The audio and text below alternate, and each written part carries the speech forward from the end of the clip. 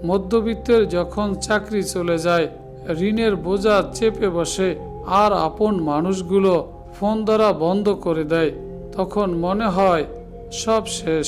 দুনিয়ার সব লৌকিক উপায় উপকরণ যেদিন 1 টাকাও কাজে আসে না, সেদিনই মূলত আল্লাহর উপর আসল বিশ্বাসের পরীক্ষা শুরু হয়।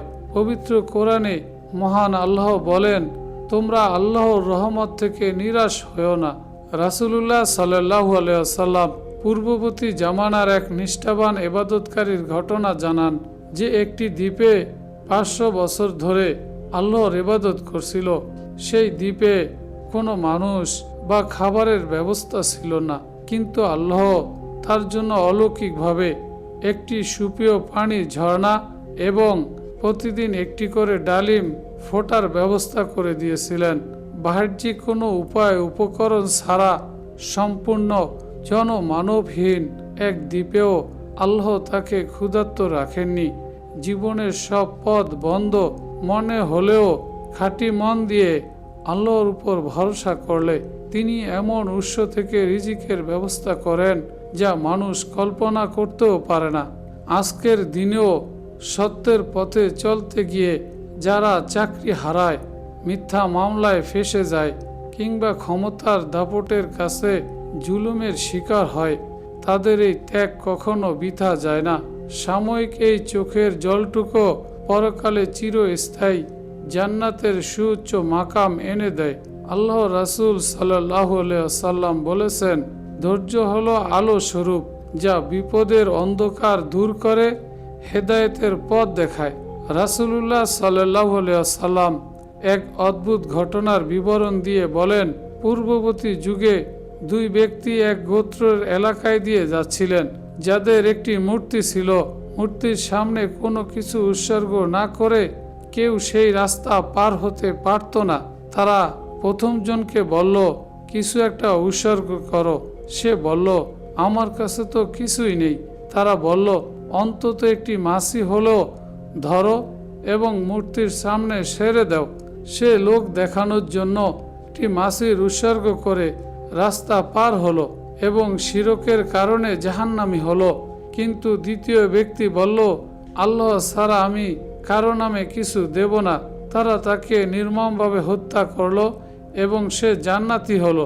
বড় ডাক্তার যখন ফাইলটা ছুঁড়ে ফেলে বলে, আমাদের আর কিছু করার নেই, পকেটে যখন শেষ ওষুধের টাকাটাও থাকে না, মানুষ যখন বোঝে 1 ফোঁটা রহমতের আসল দাম কত, মানুষের সব বাহ্যিক চেষ্টা যেখানে গিয়ে অচল হয়ে থমকে দাঁড়ায়, আল্লাহর কুদরত ঠিক সেখান থেকেই এক অলৌকিক জীবনের সূচনা করে। হাদিসে কুদসিতে আল্লাহ বলেন, বান্দা আমার প্রতি যেমন ধারণা করে আমি তার সাথে তেমনই আচরণ করি। নবীজি সাল্লাল্লাহু আলাইহি ওয়াসাল্লাম বনি ইসরায়েলের এক পাপিষ্ঠ নারীর ঘটনা বর্ণনা করেন। তীব্র গরমে মরুভূমি পার হওয়ার সময় সে তৃষ্ণায় কাতর হয়ে একটি কুয়োর সন্ধান পেল। সে নিচে নেমে পানি পান করে উপরে উঠে দেখল একটি কুকুর পিপাসায় কাদা চাটছে। কুকুরটির ছটফটানি দেখে নারীটি ভাবল, আমার মতো এই প্রাণীটিরও বুক ফেটে যাচ্ছে। সে নিজের জীবনের সমস্ত পাপের কথা ভুলে আবার কুয়োর নিচে নেমে গেল। তার কাছে পানি তোলার মতো পাত্র ছিল না।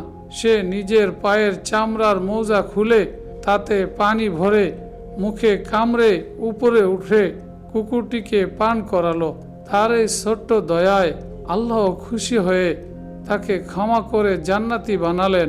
অফিসের বসের ঝাড়ি, ব্যবসায় লস কিংবা পারিবারিক অশান্তিতে যখন দম বন্ধ হয়ে আসে, তখন প্রকৃতির ক্ষুদ্রতম সৃষ্টিগুলোর দিকে তাকালে বেঁচে থাকার বাস্তব শক্তি পাওয়া যায়।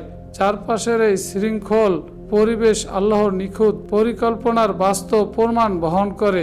পবিত্র কোরআনে মহান আল্লাহ স্পষ্ট ঘোষণা করেছেন, নিশ্চয়ই কষ্টের সাথে স্বস্তি রয়েছে।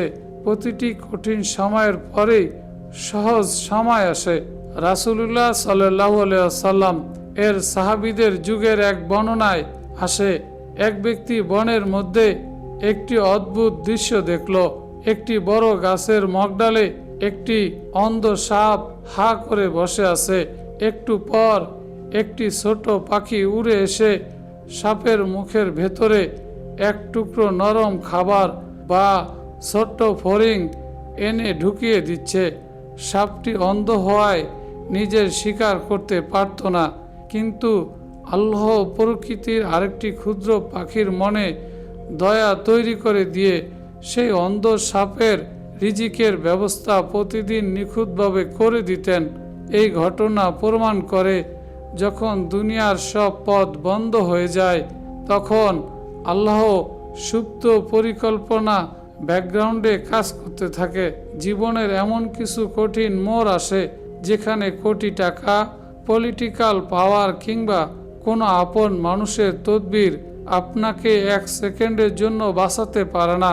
সেই নিশ্ছিদ্র অন্ধকারের মাঝে কেবল সেজদায় পড়ে অন্তরের গভীর থেকে আসা একটি খাঁটি মোনাজাতি পারে সমস্ত রিপোর্ট পজিটিভ করে মিরাক্কেল ঘটাতে।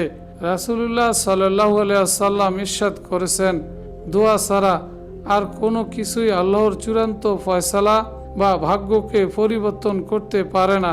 বনি ইসরায়েলের এক সৎ ব্যক্তি এক ধ্বংসপ্রাপ্ত যুদ্ধ বিধ্বস্ত শহরের পাশ দিয়ে যাচ্ছিলেন। চারদিকের হাড়গোড় দেখে তিনি মনে মনে ভাবলেন, এই মরে যাওয়া শহরকে আল্লাহ কিভাবে আবার জীবিত করবেন।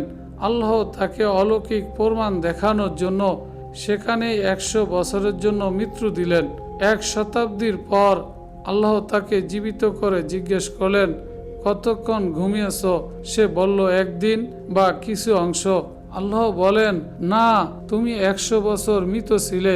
এবার চেয়ে দেখো, তোমার খাবার একটুও পচেনি, অথচ তোমার গাধাটি মরে কঙ্কাল হয়ে গেছে।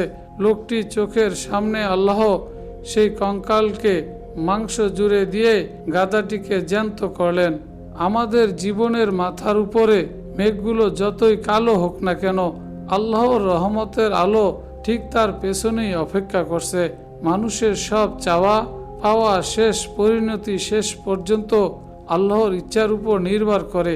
তাই জীবনের কোনো পরিস্থিতিতেই হাল ছেড়ে দেওয়া যাবে না। রাসূলুল্লাহ সাল্লাল্লাহু আলাইহি ওয়াসাল্লাম বলেছেন, মুমিনের প্রতিটি বিষয় কল্যাণকর। সুখে শুকরিয়া আদায় করে আর দুঃখে ধৈর্য ধারণ করে।